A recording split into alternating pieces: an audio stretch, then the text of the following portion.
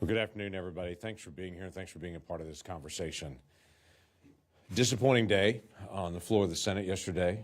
We were looking for a moment of just common sense, quite frankly, to say if there are any areas that we can agree on, it should be that we can agree that when a child is breathing and crying on a table in a surgical area, somebody should pay attention to that child.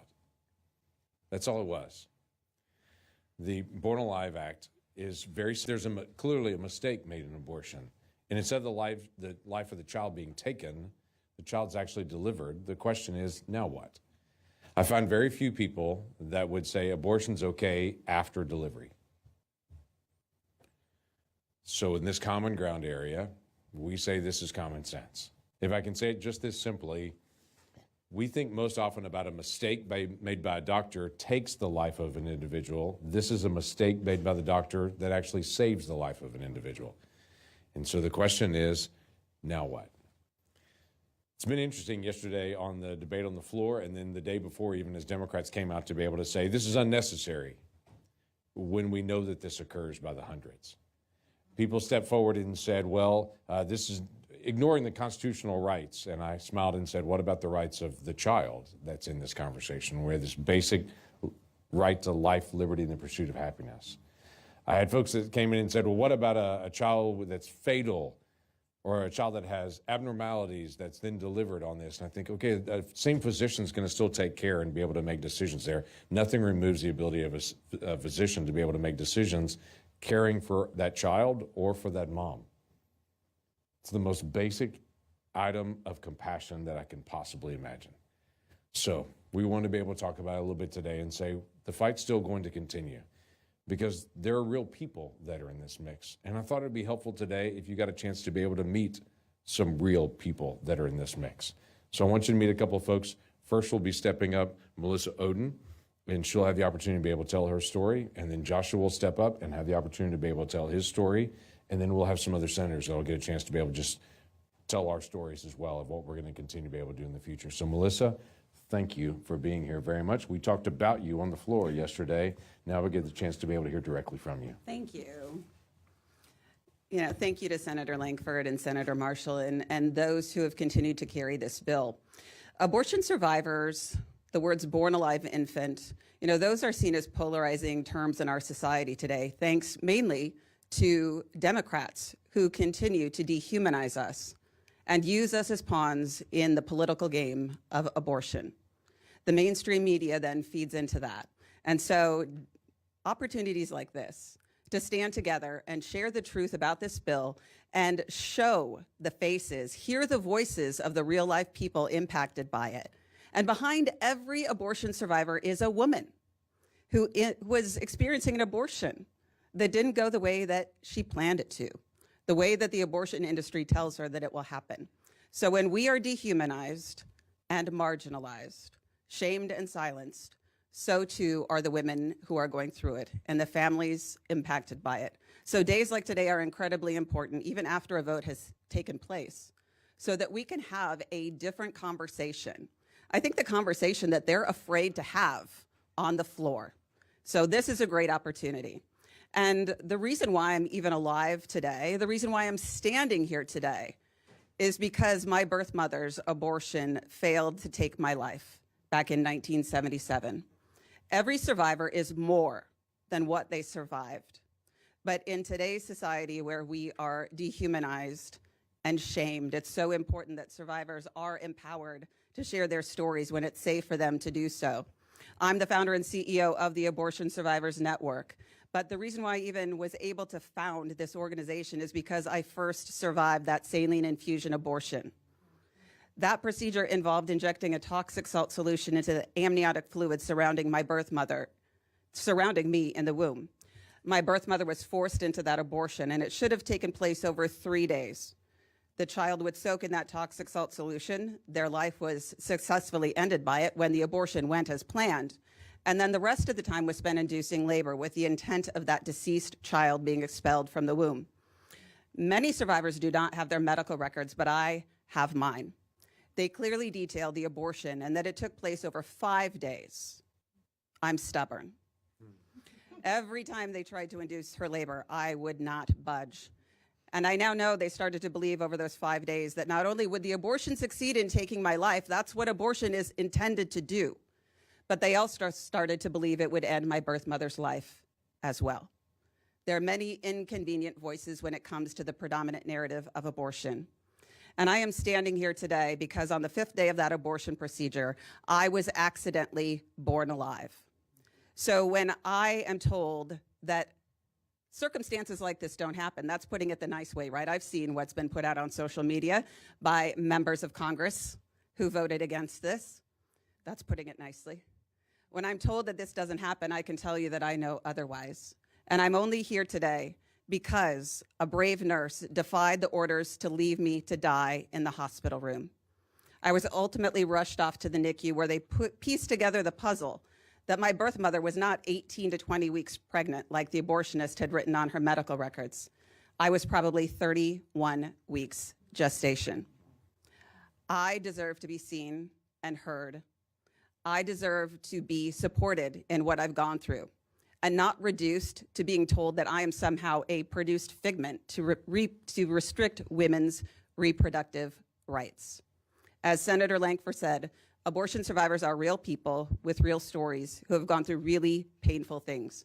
And I am hoping we are entering into this golden age in our nation where survivors are protected and supported, their mothers are supported long after the pregnancy, and we can have respectful conversations that support both survivors and mothers. Thank you so much for being here.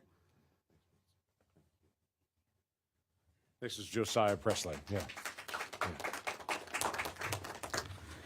Good afternoon. So my story, my birth mother in South Korea with me, 2 months into her pregnancy with me, she decided to have a DNC abortion. Now, this is a type of abortion where the doctor goes into the mother's womb and rips the baby apart and brings them out in pieces. At the time, they thought it had gone exactly how it was supposed to. They thought everything had gone according to plan, and so they sent her home. But it wasn't until a few months later that she realized that the abortion had actually failed, and I was still very much so alive. At this point, I was kept, and I was born later on October 7th, 1995. I was placed with a foster home in South Korea for 13 months before I was adopted and brought over to the States to be raised in the Presley family. And now I'm an abortion survivor. And here's the thing with this act. I love this act, this Born Alive Act, but it would not have protected me. Not the situation I was in, not the decision my mother made. I would have still been just as vulnerable then. But the reason I was so glad to hear of this act, and I'm so thankful for this act, was it's an opportunity to see and value a vulnerable people. It's an opportunity for us to look at the most vulnerable in our society, even though it's a small portion of this population, and to say, we see you, we value you, we care for you. And with the decisions we've seen just yesterday on this act, I think we should be reminded of this truth. The goodness, the quality, the goodness of a society, it's not based on how we treat the most powerful. The goodness of a society is based on how we treat the most vulnerable. And yesterday, decisions were made to leave the most vulnerable out. Yesterday, decisions were made to ignore and abandon the most vulnerable. A child left on the table to die in a very place that has all the resources to give them a chance for life. And thinking about what has transpired over these last couple of days, I would urge every American, I think we should consider this question. Does this truly represent how we believe we should treat the most vulnerable in our country?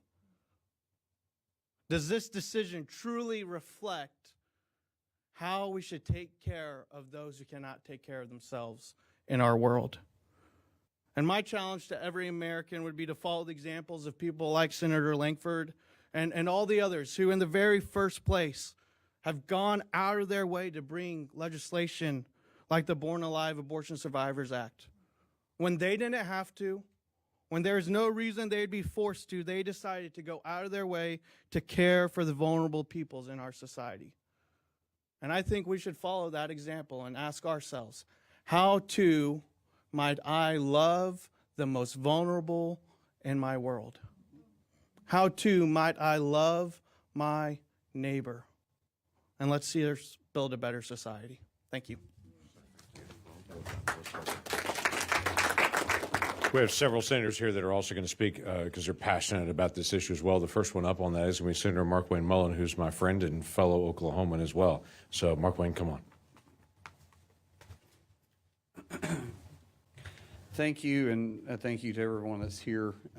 It's touching, and I actually feel like I shouldn't even be at the mic, James, which I appreciate you putting this together. I was asked to kind of share our story, my wife and I's story on why we're so, pro-life.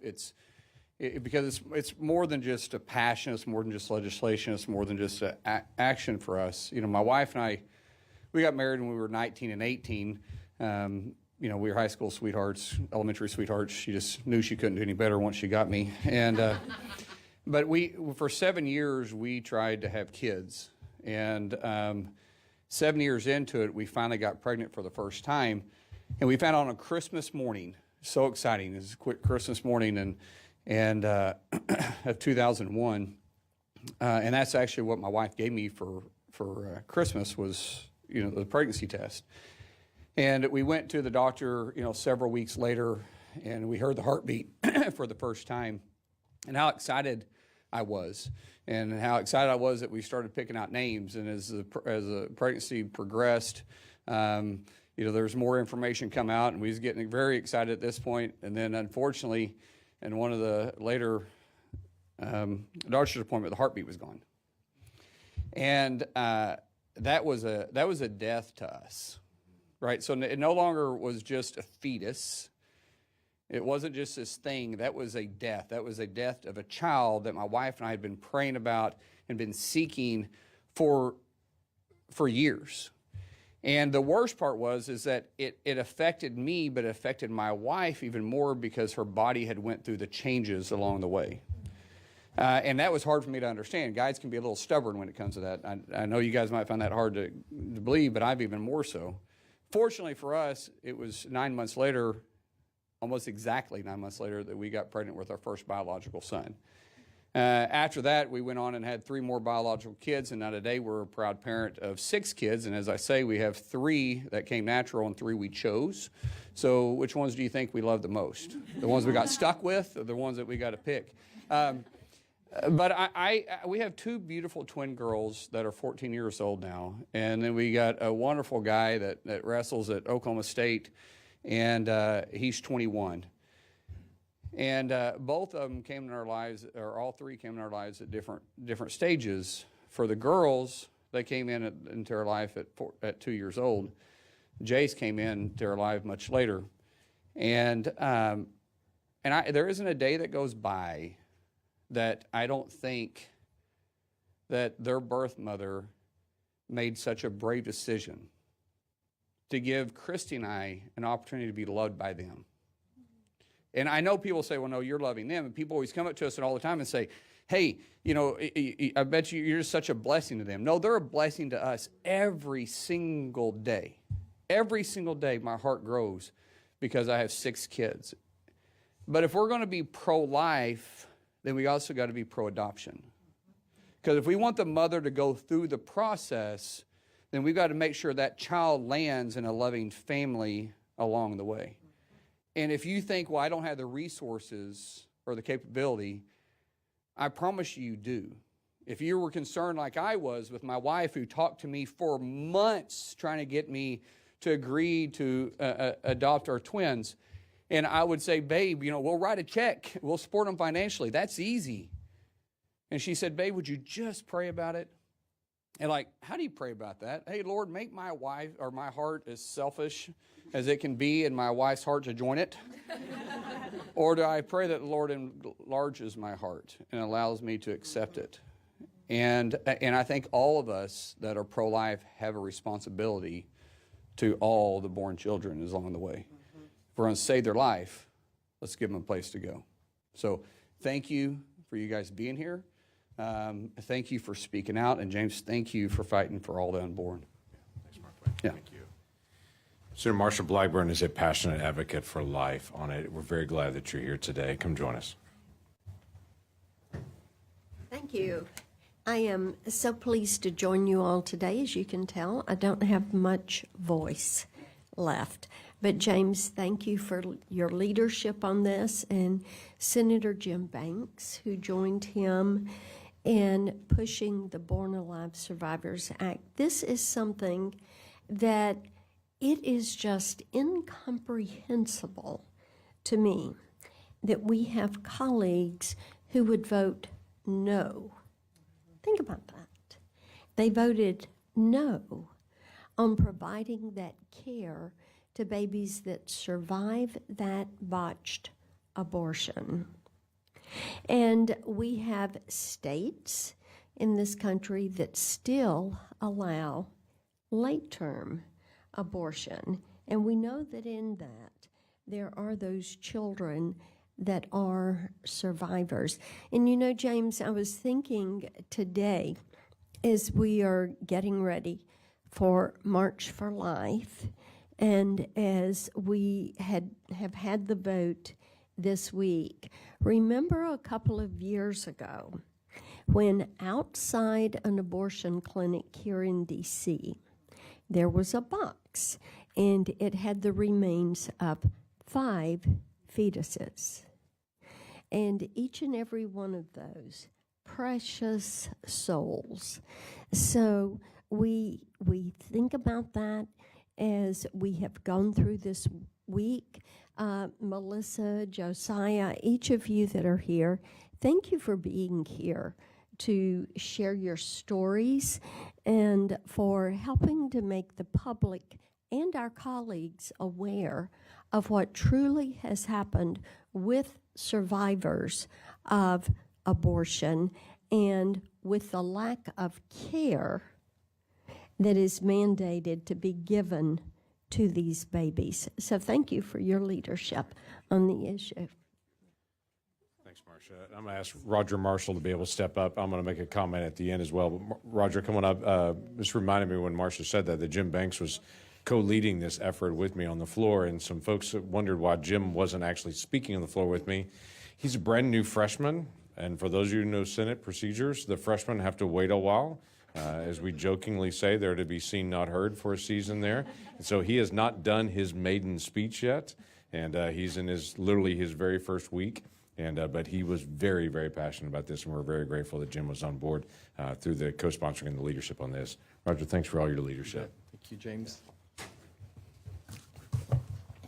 Well, as Senator Langford started introducing the topic, it made me think of something, and that's what Senator Langford often does. He typically inspires me and challenges me. But he made a really interesting comment about, can you imagine being in a room, whatever room, and there's a newborn baby and someone not rendering care? And James, it made me think about a story in my life. Everyone knows the axiom as a doctor, above all, do no harm. But as an axiom as an OB is that we always give the baby the full benefit of the doubt. No matter what the situation, you give the baby the full benefit of the doubt. And it reminded me of a story in my life. I was a second-year obstetrician at Bayfront Medical Center, and as a second-year resident there, you were on your own at night. And my very first night on call, a young lady walked into our delivery room, and I was called stat, and she had never seen a doctor with the pregnancy, and I walked in the room, and there was just buckets of blood everywhere. She was literally bleeding to death, and I knew I had a couple minutes to figure out what to do with the situation. She was really a small, petite. I put my hands on her, measured the fundal height, and it probably came out at 26 weeks. And you think about, when should you do a C-section on a woman? She was obviously had taken cocaine. She was abrupting, high risk for her to die if I gave her an anesthetic. Slapped on the ultrasound while we're reeling her back to the C-section room, and I measured a baby at about 22 weeks, which is probably below viability. So the baby's measuring 22 weeks, but her fundal height is 26 weeks. But what did I say? I said full benefit of the doubt to the baby. We did an emergency C-section, and this all took place in 3 minutes. Got the baby out probably in less than a minute once I started the C-section, and to my surprise, I pulled out one baby, and there was a second baby. And of course, it was twins, and it didn't have a happy ending, but the babies were indeed the 22 weeks, but she was measuring big because there was twins. But yet, I was willing to put her life at risk, and a small risk, to save those babies. We gave the babies in this case, the full benefit of the doubt. And I just can't imagine that living in this world where any newborn, for whatever reason, isn't given the full benefit of the doubt. I want to thank the people in the media here today. I don't know if this is the lead subject matter. It should be. It should be your lead story tonight, but I know it probably won't be. So thank you for covering it. Can't tell you how much I'm honored to stand here with not just Senator Langford, but Senator Mark Wayne Mullin as well, and Marsha Blackburn as well, to address one of the most urgent, morally clear issues of our nation: the protection of babies born alive with a failed late-term abortion procedure. This shouldn't be a political issue. It is, but it shouldn't be a political issue. It's a matter of human decency. It's a matter of compassion and our responsibility to protect the most vulnerable among us. Those are the least amongst us. I think someone else mentioned that once upon a time in Scripture. Our legislation ensures that any baby who survives the trauma of a failed abortion receives the same medical care and protection as any other newborn. To me, to all of us, it's both heartbreaking and unconscionable that we even have to legislate this. But the disregard for innocent life demands our action. My friends across the aisle to say this isn't necessary, that babies are already protected, but obviously they're not. So let's spell it out. Let's spell it out more clearly. Like so many Americans, I was shocked to learn about these failed late-term abortions, where a horrifying, painful procedure fails and a newborn baby escapes the attempt of its life, delivered still fighting for every breath. And I just want to go back to this. I think some people just gloss over this painful event. And it's not just painful for the mom, it's painful for the baby. Melissa explained it was a saline abortion where they basically introduce a needle through the mom's uterus into the amniotic sac, and I've done hundreds of amniocentesis for other reasons, obviously, and then they inject normal saline, which basically dehydrates the baby. Basically, that it's a hyperosmolar solution, and it sucks the baby, so it's like dehydrating the baby very, very slowly. Now, what they're doing probably more commonly is injecting potassium chloride into the baby.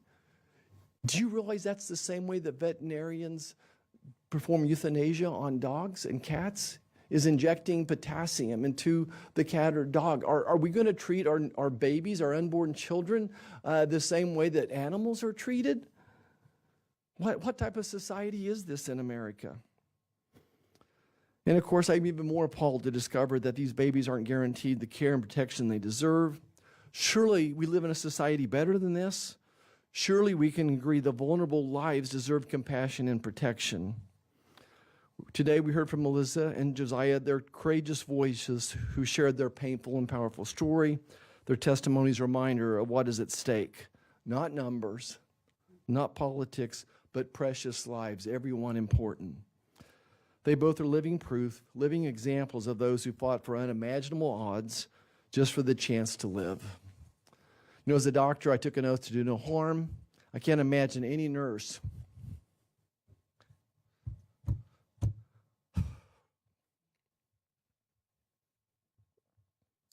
or doctor turning their back on a patient in need, let alone a newborn baby struggling for life. Thanks, Roger. Thank you. Roger, appreciate that very much. For all the conversation about that this is not real. Her name's Melissa. His name's Josiah. And there are many, many, many more that are out there that have survived, but many more were never given the option to be able to survive. So I say to my Democratic colleagues, which one of these people don't matter? I think they all do. And I think each person is valuable. Standing with me here today are different folks that are also passionate about this, from groups all over the country that literally represent millions of people. Concerned Women for America, the Human Coalition, Liberty Council Action, Focus on the Family Friend, Eagle Forum, March for Life, National Right to Life, Students for Life Action, Ethics and Religious Liberty, Christian Medical and Dental Association, SBA Pro-Life America, Americans United for Life, Capability Consulting, and others that are gathered around. So we're grateful to be able to have your support and your engagement and what you do on a daily basis to be able to just speak out for those who can't speak for themselves. We're grateful for that. So thank you for your leadership. Let me open this up to questions that anyone may have. Yes, sir. Thank you, Senator. On the campaign trail, President Trump was very insistent that abortion be left up to the states. Right. More broadly, what do you see as the pro-life agenda in this government majority that Republicans have in light of that campaign trail? So it's very interesting to me. Senator Schumer stepped forward yesterday and said, look, 1 week in, they're already doing abortion laws. I was like, actually, this is not about abortion. This is now about a fully delivered child. So this bill literally is not an abortion. This is a delivery child. What are we going to do in this situation? Obviously, the administration has not spoken out yet what they're going to do, but I do know what the first Trump administration did in HHS to be able to make sure that we are not engaging in promoting abortion. And I know what the Biden administration did, even in my own state. In my state, funds were cut off for AIDS testing and for breast cancer screening for those in poverty in my state because my state would not publish a 1-800 number to tell women in my state where to get an abortion. So they cut off AIDS testing and breast cancer screening into my state. I would hope that they would reverse that and would say, we're not going to try to hurt other people in need because our state won't promote abortion. So we'll see in the days ahead. The Trump administration has not made that clear, but I would expect those two things would be immediate to say we're not going to try to promote abortion as a federal government, but neither are we going to try to use taxpayer dollars to be able to fund it as well. Thanks. Yes, ma'am.